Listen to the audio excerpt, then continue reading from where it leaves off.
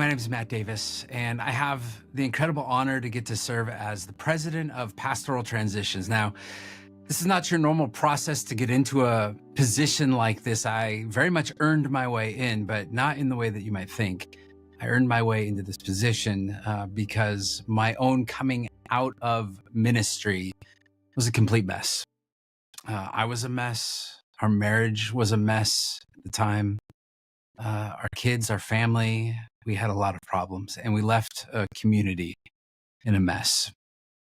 And it was really through this process that we had to do a lot of soul searching. We had a lot of new life to figure out, a lot of new situations. We were trying to hold on to and save our marriage during this season. We were trying to bring healing to our home and our family unit, and really even just to that community, trying to make sense of where are we now, what will become of my life, what will happen with my work, my job, my career, and really all I have is a seminary degree and some preaching experience.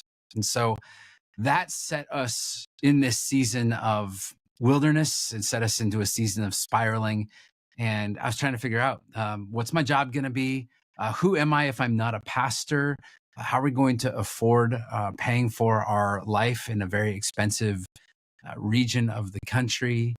And how do we take care of the wounds, and not only the wounds that I caused, but even the wounds that led me to that, right? So there's a lot of undoing and there was a lot of redoing. And so Pastoral Transitions really started as a ministry that is from the heart, and got to start this with two partners that I now deeply call friends. And we're so honored to be able to serve people who are in transition, people who have been pastors, who have served in nonprofits.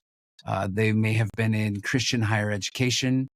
They may be a missionary who's coming off the field and trying to figure out what to do now. And they're returning back to the United States. And hello, look at the United States. It might be a little different than when you went to go serve. And we've even had the opportunity to work with Christians out in the marketplace in some sort of transition. And what we find is that it's incredibly interesting is that transition seasons, they can make you or they can break you. And unfortunately, in the ministry world, we see a lot of breaking, and we want to be able to come alongside them, walk with them, and say, it's going to be okay. In fact, what I've really discerned in this season is that this calling for this season of my life, I tell a story all the time.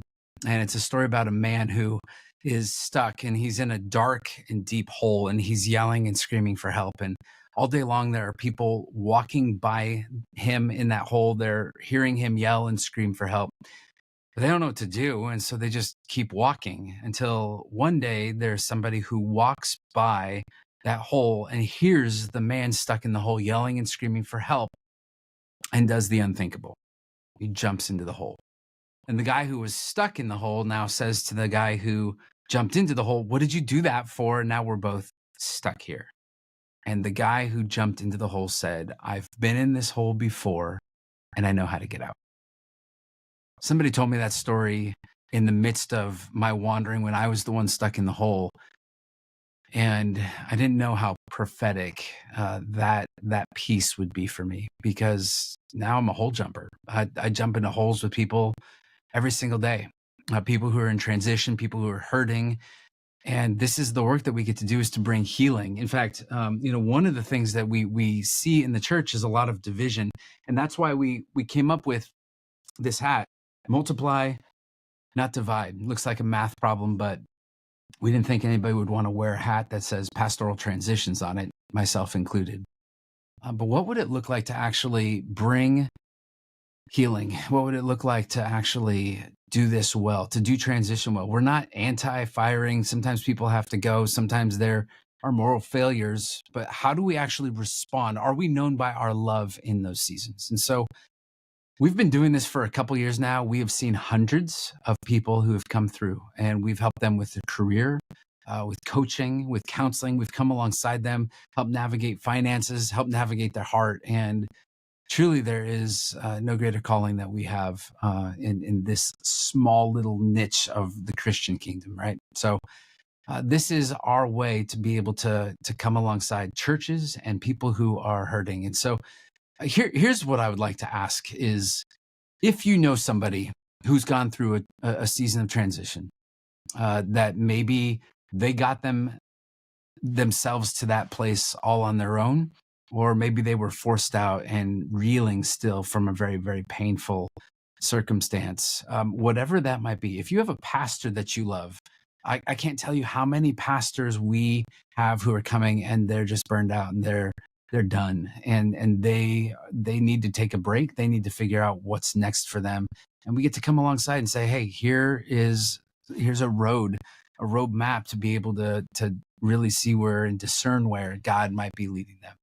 And so a lot of times, a lot of these pastors are coming to us, a lot of these ministry workers are coming to us, and they've been let go and they don't have funding. And what we do, really, it takes funding. And we do as much as we possibly can pro bono.